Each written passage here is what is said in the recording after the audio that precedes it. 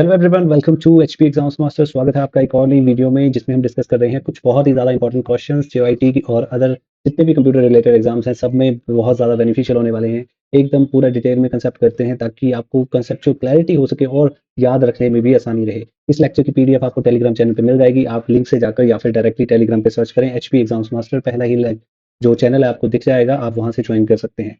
तो पहला क्वेश्चन आपके सामने ये रहा, विच of the following network devices operate in layer 3 of the OSI reference model की जो ओएसआई रेफरेंस मॉडल है उसकी थर्ड लेयर पे कौन सा डिवाइस काम करता है। तो सबसे पहले हमें क्या पता होना चाहिए, ओएसआई मॉडल पता होना चाहिए। तो ओएसआई मॉडल में हमारे पास कितनी लेयर्स होती हैं? 7 लेयर्स होती हैं। 1 2 3 4 5 6 और 7। इसको याद रखने की ट्रिक क्या है? सबसे पहले लिखेंगे please do not throw sauce pizza away. तो पूरा सेंटेंस क्या बनेगा? Please do not throw sauce pizza away. तो पी से क्या बनता है? पी से बनता है हमारे पास physical layer. Physical layer. Do से बनता है हमारे पास data link layer. Data link. Note से हमारे पास बनता है नेटवर्क लेयर। और थ्रो से हमारे पास बनता है ट्रांसपोर्ट लेयर। देन सॉस से हमारे पास बनता है सेशन लेयर। पिज्जा से हमारे पास बनता है प्रेजेंटेशन लेयर। और अवे से हमारे पास बनता है एप्लीकेशन लेयर।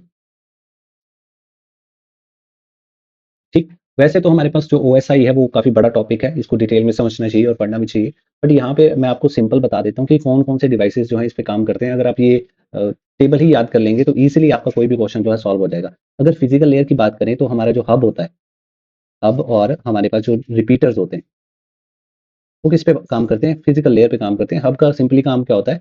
हब का काम होता है डाटा को सेंड करना, और रिपीटर का काम होता है जो डाटा सिग्नल हमारे पास वीक हो जाता है उसको दोबारा से क्या करना? स्ट्रॉन्ग करना। ठीक। Data link layer. Data link layer में क्या होते हैं? डाटा लिंक लेयर में हमारे क्या इस्तेमाल होते हैं? स्विचेज इस्तेमाल होते हैं। स्विचेज क्या काम करते हैं? स्विचेज मैक एड्रेस का यूज करते हैं डाटा को सेंड करने के लिए। उसके बाद हमारे पास आता है नेटवर्क लेयर। नेटवर्क लेयर में हमारे काम करते हैं राउटर्स। जैसे अगर मान लो आपको एक लेटर दूसरी जगह भेजना है, ठीक है, अगर आपको घर के अंदर भेजना है तो आप नॉर्मली भेज लेंगे। बट अगर आपको एक गांव से दूसरे गांव भेजना है तो आपको क्या चाहिए होगा? एड्रेस चाहिए होगा, रूट चाहिए होगा। तो वो जो रूट है, ठीक है, कि किस तरह कौन से पाथ से जो डाटा है वो भेजा जाएगा वो कौन डिसाइड करता है? राउटर डिसाइड करता है। और उसके बाद हमारी बची ट्रांसपोर्ट लेयर। ट्रांसपोर्ट लेयर पे क्या इस्तेमाल होते हैं? हमारे जो टीसीपी और यूडीपी हमारे पास प्रोटोकॉल्स हैं उनका इस्तेमाल किया जाता है। सेशन लेयर पे हमारा सेशन कंट्रोल किया जाता है। Session control. प्रेजेंटेशन लेयर पे हमारी इंक्रिप्शन वर्क करती है। और एप्लीकेशन लेयर पे हमारी क्या काम करते हैं? ब्राउज़र। तो अगर आपको डिटेल में समझना है तो आप ये जो है कमेंट कर सकते हैं, मैं पूरा का पूरा टॉपिक ही कवर कर दूँगा ओएसआई मॉडल। तो उसमें डिटेल में बताऊँगा कि कौन-कौन सी जो हमारी लेयर है किसका क्या काम है। बट अगर आप इतना ही याद कर लेंगे कि किसका क्या काम है तो आपका क्वेश्चन सॉल्व हो जाएगा, क्वेश्चन नहीं फँसेगा आपका। ठीक है? तो यहाँ पे क्या है, हमसे कौन-सा पूछा हुआ था? हमसे पूछा था थर्ड लेयर। और थर्ड लेयर के बारे में हमने देख लिया है। थर्ड लेयर कौन-सी होती है? Network layer. और नेटवर्क लेयर पे क्या काम करते हैं? राउटर काम करते हैं। तो जो राइट आंसर हो जाएगा वो क्या हो जाएगा? राउटर। बाकी गलत क्यों होंगे वो भी जानना बहुत ज़रूरी है। हब क्या करता है? सिर्फ डाटा ट्रांसफर करता है। स्विच मैक एड्रेस का यूज़ करता है। और रिपीटर भी मैंने आपको बता दिया, रिपीटर क्या करेगा? जो सिग्नल वीक हो जाएगा उसको दोबारा से क्या करेगा? स्ट्रॉन्ग करेगा। रिपीटर और रिपीटर किस पे काम करेगा? हमारा फिजिकल लेयर पे। स्विच किस पे काम करेगा? डाटा लिंक लेयर पे। और हब किस पे काम करेगा? हमारा फिजिकल लेयर पे। नेक्स्ट है हमारे पास the question, the process of writing data on the CD is also known as. जब सीडी पे डाटा लिखते हैं, ठीक है, तो उसको क्या कहा जाता है? बर्निंग, फायरिंग, स्टैशिंग या फ्राइंग। तो बहुत ही आसान सा क्वेश्चन है, बेसिक क्वेश्चन है। तो इसको राइट आंसर क्या है? बर्निंग। सीडी देखी होगी आपने, सीडी में क्या होता है? इस तरह से, ठीक। जो ब्लैंक सीडी होती है ना उसमें अगर हम फिजिकली देखें, ठीक है, तो कोई डिफरेंस नहीं दिखाई देता। बट एक्चुअली जब उस पर डाटा लिख दिया जाता है तो उसे लेजर से लिखा जाता है। लेजर से उसमें क्या बनाए जाते हैं? इस तरह से पिट्स बनाए जाते हैं, ठीक है। इन्हीं पिट्स को जो है बाद में रीड किया जाता है। ये 0 और 1 का काम करते हैं, ठीक। अब क्या होता है कि इसे किसकी हेल्प से बनाया जाता है? लेज़र की हेल्प से बनाया जाता है। और लेज़र की हेल्प से जब इन्हें क्या किया जाता है? एक तरह से हीट किया जाता है, ठीक है, जो सरफेस होता है। तो उसी वजह से जो इसका नाम पड़ गया है वो क्या है? बर्निंग।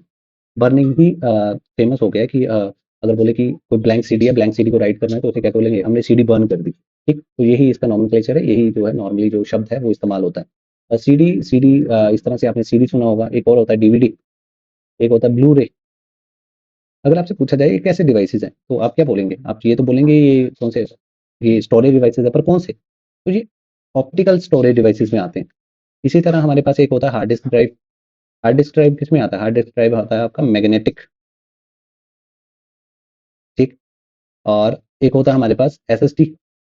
एसएसडी किसमें आता है? एसएसडी आता है हमारा फ्लैश ड्राइव में, फ्लैश स्टोरेज डिवाइस। तो इस तरह से आपके पास ये भी क्वेश्चन बन सकता है एक एमसीक्यू कि ऑप्टिकल डिवाइसेस कौन कौन से हैं, मैग्नेटिक स्टोरेज डिवाइसेस कौन से हैं और फ्लैश स्टोरेज डिवाइस कौन सा है।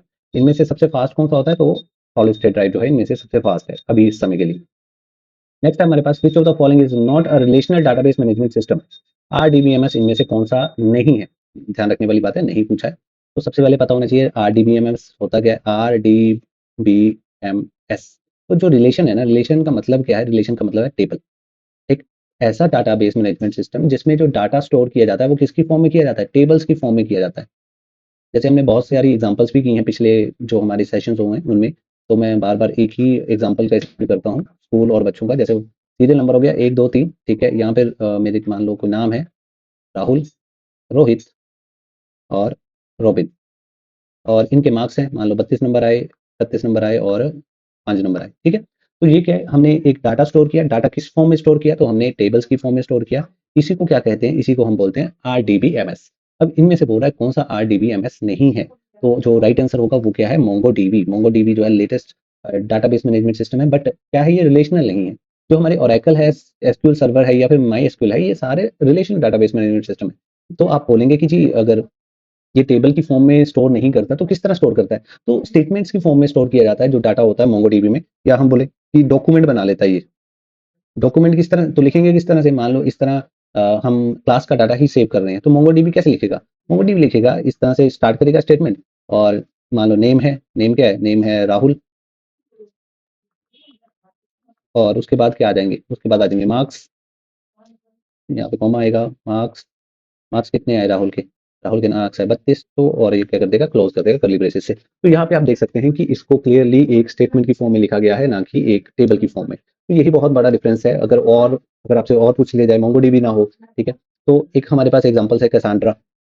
ये भी बड़ा फेमस डीबीएमएस है, ठीक। कैसेंड्रा है और रेडिस है, REDIS, रेडिस। तो ये लेटेस्ट चल रहे हैं कैसेंड्रा एंड रेडिस। ये रिलेशन डेटाबेस मैनेजमेंट सिस्टम नहीं है। नेक्स्ट है हमारे पास which of the following boxes is not present in the CSS box model? पहले भी हमने किया है। सीएसएस बॉक्स मॉडल क्या होता है? सीएसएस बॉक्स मॉडल में डिफाइन किया जाता है कि हमारा कंटेंट की जो स्पेसिंग है वो किस तरह होगी, ठीक। तो सबसे पहले सेंटर में क्या होगा? कंटेंट होता है। अब कंटेंट एक तरह से लिख लिया मैंने, मान लो नाम है किसी का लिखा हुआ सूरज, ठीक। अब इसके आसपास ना एक क्या होगा? एक स्पेस होगा, ठीक है। उसके बाद हमारे पास क्या आ जाती है? उसके बाद आ जाती है हमारे पास पैडिंग, ठीक। पैडिंग के बाद हमारा आता है उस चीज को क्या बोलते हैं? बॉर्डर। बॉर्डर, और देन बॉर्डर के बाद हमारे पास क्या आता है? मार्जिन। तो जितना भी हमारा कंटेंट है सीएसएस में वो इसी तरह जो है डिफाइन किया जाता है बॉक्स मॉडल की हेल्प से। तो यहाँ पे तीन चार चीजें कौन कौन सी हुई? कंटेंट, पैडिंग और बॉर्डर और मार्जिन, ठीक। अब कंटेंट क्या है? कंटेंट है सूरज। अब मान लो मैंने पैडिंग रखी 20 पिक्सल, तो बॉर्डर से सूरज के बीच में कितना डिफरेंस हो जाएगा? 20 पिक्सल का डिस्टेंस हो जाएगा। और मान लेते हैं कि मैंने मार्जिन रखा 40 पिक्सल, तो बॉर्डर और बॉर्डर से आगे जो आउटर डिस्टेंस होगा वो कितना हो जाएगा? 40 पिक्सल। तो ये स्पेसिंग के लिए इस्तेमाल किया जाता है सीएसएस में, और बैकग्राउंड पे इससे कोई इफेक्ट नहीं आता है जनरली। तो हमारे पास इस तरह से पूछा है कि इनमें से कौन सा सीएसएस बॉक्स मॉडल का पार्ट नहीं है? तो बॉर्डर अभी हमने देखा है, पैडिंग है, हेडर नहीं है, और मार्जिन है। तो जो राइट आंसर है वो क्या हो जाएगा? हेडर। नेक्स्ट क्वेश्चन है हमारे पास which of the following is correct SQL query to fetch the rows from the employee table having salary less than 5000? तो ऐसे क्वेश्चन मैंने पहले भी करवाए हैं एसक्यूएल से रिलेटेड, जहाँ पे हमें एग्जैक्ट स्टेटमेंट लिखनी है। तो कैसे करते हैं? सबसे पहले जब भी हमें डाटा रिट्रीव करना होता है तो हमें एक स्टेटमेंट लिखनी होती है जिसका नाम क्या है? सेलेक्ट। तो सबसे पहले हम क्या लिखेंगे? सेलेक्ट लिखेंगे, ठीक है जी। सेलेक्ट के बाद क्या आता है? किससे सेलेक्ट करना है? डाटा किससे निकालना है? तो निकालने के लिए किससे निकालना है तो हम क्या करते हैं? हम फ्रॉम लिखते हैं, ठीक है। फ्रॉम अब कहाँ से निकालना है? टेबल से निकालना है, तो टेबल का नाम आना चाहिए। टेबल का नाम क्या है? टेबल का नाम है ईएमपी। तो यहाँ मैं क्या लिख दूंगा? ईएमपी लिख दिया, सिंपल, ठीक। उसके बाद हमें क्या करना है? हमें रोज में क्या लगाना है? फिल्टर लगाना है। तो पिछली वीडियोस में मैंने बताया है कि फिल्टर करने के लिए हम कौन सी स्टेटमेंट का इस्तेमाल करते हैं? तो वेयर का इस्तेमाल किया जाता है, ठीक है। अब वेयर स्टेटमेंट क्या है?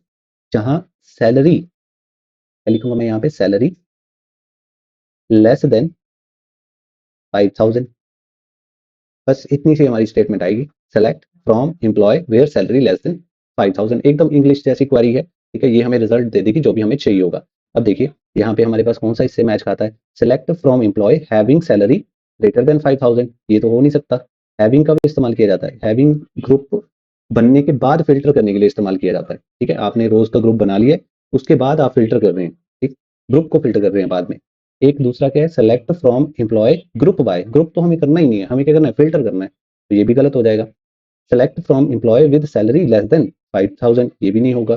तो हमारे पास राइट आंसर क्या हो जाएगा, select from employ where salary less than 5000, तो ये हमारी जो फोर्थ है वो क्या हो जाएगी, राइट आंसर हो जाएगा। अब मान लो यहाँ पे बोला होता, ये मुझे इसका आंसर नहीं बताऊंगा, ये मुझे कमेंट बॉक्स में बताना।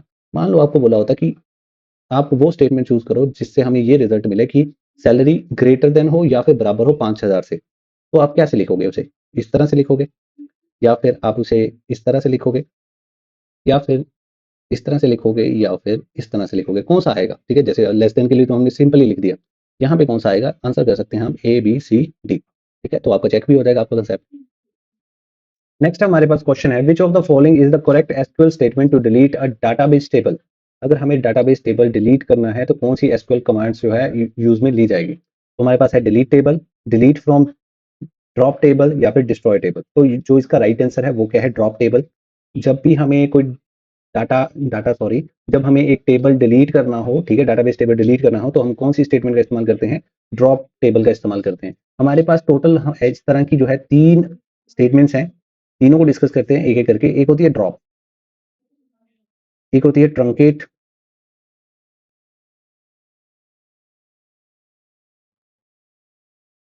और एक होती है हमारे पास डिलीट। तो पहले भी मैंने ये समझाई हुई है कि क्या क्या इनमें फर्क होता है। देखो डाटाबेस में क्या है, हमारे पास रोज एंड कॉलम्स में क्या है, डाटा स्टोर होता है, इस तरह से रोज होती हैं और कॉलम्स होते हैं। अगर हम चाहते हैं कि सिर्फ रो को रिमूव किया जाए, दोबारा से सुनना, अगर मैं चाहता हूं कि सिर्फ एक रो डिलीट की जाए, एक रो रिमूव की जाए, तो मैं किसका इस्तेमाल करूंगा, मैं इस्तेमाल करूंगा डिलीट का। तो क्या किया जाएगा यहाँ पे, रिमूव रो ओनली, कि सिर्फ रोज को क्या किया जाएगा, डिलीट किया जाएगा, ठीक। अगर मैं चाहता हूं सारी की सारी रोज रिमूव हो जाए, रिमूव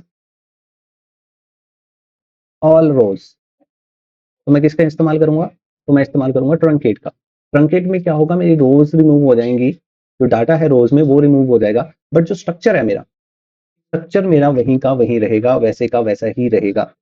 दोनों में डिलीट और हमारा जो ट्रंकेट है स्ट्रक्चर रहता है। जो डाटा है रोज का, एक रो का या फिर ज्यादा रोज का, वो क्या हो जाता है, रिमूव हो जाता है। बट जो हमारे पास ड्रॉप है, ड्रॉप में हमारा जो एंटायर टेबल है वही क्या हो जाता है, रिमूव हो जाता है, जो स्ट्रक्चर है वही रिमूव हो जाता है, रिमूव एंटायर टेबल। तो इस तरह से आप जो है इजीली याद रख सकते हैं इन तीनों में, और ये तीनों बहुत ही ज्यादा इंपॉर्टेंट है, इनसे रिलेटेड जो है कंफ्यूजन क्रिएट की जाती है।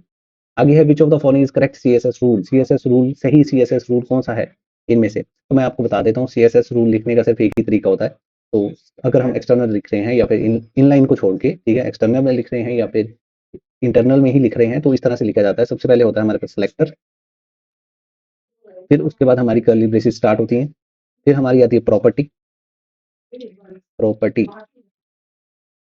फिर इस तरह से, और उसके बाद हमारे पास उस प्रॉपर्टी की वैल्यू, और उसके बाद हम इस तरह से सेमीकोलन लगा के उसे कर्ली ब्रेसेस से क्या कर देते हैं, बंद कर देते हैं, ठीक है। अब मान लो सिलेक्टर, सिलेक्टर मान लो कुछ भी हो सकता है, एक पैराग्राफ हो सकता है, एक हेडिंग हो सकती है। अब मान लो मैंने एक हेडिंग ले ली H1 की, जो मेरी H1 है, उसमें इस तरह मैं ब्रैकेट ओपन करूंगा, प्रॉपर्टी मान लो मैंने लिखी कलर, और वैल्यू लिख दी उसकी जी रेड, तो बस मैंने यही लिखना है। तो इस तरह से क्या है, मेरे सीएसएस डिफाइन होगी कि मैंने प्रॉपर्टी भी लिख दी, वैल्यू भी लिख दी। प्रॉपर्टी और भी हो सकती हैं, जैसे बैकग्राउंड कलर हो सकता है, फॉन्ट हो सकता है, ठीक। तो फॉन्ट, मान लो फॉन्ट है, आपने फॉन्ट डिफाइन कर दिया, ठीक है, तो इस तरह से लिखा जाता है। अब मैं यहाँ पे जो एग्जाम्पल दे रखा है, यहाँ पे सेलेक्टर क्या है, एक पैराग्राफ है, तो पैराग्राफ के लिए एक सही क्या है, तो यहाँ पे क्या देखोगे आप, यहाँ पे बीच में इक्वल टू लगा दिया, ये नहीं होगा, इक्वल टू लगा दिया, ये भी नहीं होगा। कर्ली ब्रेक, सिलेक्टर है, प्रॉपर्टी है, और उसकी वैल्यू है, और क्लोज भी किया हुआ है, तो राइट आंसर क्या है, option number D. Next question है हमारे पास, which of the following HTML tag is used to include an external CSS file in a web page. अगर हम एक वेब पेज में एक्सटर्नल सीएसएस फाइल जोड़ना चाहते हैं तो किस स्टेटमेंट का इस्तेमाल करेंगे, तो जो राइट आंसर है वो क्या है, लिंक। जब हम सीएसएस जोड़ना चाहते हैं एचटीएमएल फाइल के साथ तो हम लिंक का इस्तेमाल करते हैं। जब हम जावास्क्रिप्ट फाइल जोड़ना चाहते हैं तो हम किसका इस्तेमाल करते हैं? स्क्रिप्ट का इस्तेमाल करते हैं। अगर मैं कंप्लीट लिख के बताऊँ आपसे, जैसे यहाँ पे पीछे सीएसएस का पूछा, इसका भी पूछ सकते हैं, तो पहले सबसे पहले क्या लिखते हैं? लिंक लिखेंगे, ठीक है? फिर हम क्या लिखेंगे? रिलेशन लिखेंगे। रिलेशन क्या होता है? स्टाइल शीट, ठीक? उसके बाद हमें रेफरेंस लिखना होता है कि एक्चुअली में कहाँ है वो जो फाइल है, वो कहाँ पे सेव्ड है, उसका पाथ लिखना होता है। अगर उसी फ़ोल्डर में है तो हम सीधे नाम भी लिख सकते हैं। जैसे मान लो मैंने नाम था उसका सेव किया हुआ style.css, जो सीएसएस फाइल होती है उसका जो एक्सटेंशन होता है वो .css ही होता है। जो एचटीएमएल फाइल होती है उसका .html होता है। तो style.css फाइल जो हमारी एक्सटर्नल फाइल है जो हम जोड़ रहे हैं उसका नाम है, ठीक है? और लिंक करके हमने इसको जो है अपने एचटीएमएल फाइल के साथ जोड़ लिया। ये जो लाइन है ये एचटीएमएल डॉक्यूमेंट में लिखी जाती है। नेक्स्ट क्वेश्चन है हमारे पास, which is the derived data type in the C language that consist of the different numbers members sharing the same memory location. बोल रहा है कि डिराइव डाटा टाइप कौन सा है सी लैंग्वेज में जिसमें बहुत सारे मेंबर्स होते हैं बट उनकी जो मेमोरी लोकेशन है वो एक ही होती है। तो इसका जो राइट आंसर है वो क्या है? यूनियन। तो हमारी जो सी लैंग्वेज है उसमें दो ड्राइव डाटा टाइप होते हैं, एक होता है यूनियन, एक होता है स्ट्रक्चर, ठीक है जी। अब इनमें दोनों में क्या होते हैं? मल्टी मेंबर्स होते हैं, ज्यादा मेंबर्स होते हैं। अब मेंबर्स होते तो ज्यादा हैं, तो अब डिफरेंस क्या है? डिफरेंस ये है कि यूनियन में क्या होता है, जो मेंबर्स होते हैं, मेंबर्स की जो मेमोरी लोकेशन होती है वो सेम होती है, ठीक है? मतलब हर एक मेंबर के लिए जो मेमोरी लोकेशन होगी सेम होगी। स्ट्रक्चर के लिए जो मेंबर्स हैं वो different different memory location occupy करते हैं अपने अपने लिए, ठीक है? Different memory locations. एक तो प्राइमरी डिफरेंस ये हो गया, हमें क्या पूछा था? सेम मेमोरी लोकेशन, तो राइट आंसर क्या है? यूनियन। दूसरा हो जाता है कि एक्सेस कैसे कर सकते हैं। अब देखो एक ही हमारे पास मेमोरी लोकेशन है सभी के लिए, तो वन एट अ टाइम, एक टाइम पे एक ही मेंबर मेमोरी लोकेशन एक्सेस कर सकता है। बट यहाँ पे जो है हर कोई एक समय पे मेमोरी लोकेशन एक्सेस कर सकता है, all at a time. Last question है आज का, the C language all preprocessor directive begin with which character.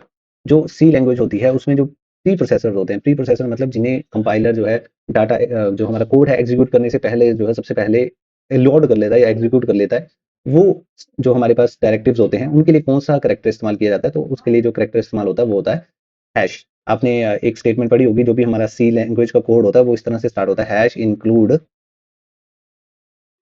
Studio dot H. तो इसका मतलब क्या होता है? इसका मतलब होता है जो हमारी इनपुट आउटपुट की लाइब्रेरी है ना, उसको कंपाइलर सबसे पहले लोड कर लेगा, ठीक है? वो एक क्या है? प्री प्रोसेसर डायरेक्टिव है। तो जो राइट आंसर है वो क्या है? हैश। तो आज की वीडियो में इतना ही। होप सो आपको ये पसंद आया होगा। ऐसी ही और वीडियोस के लिए you can consider to subscribe this channel.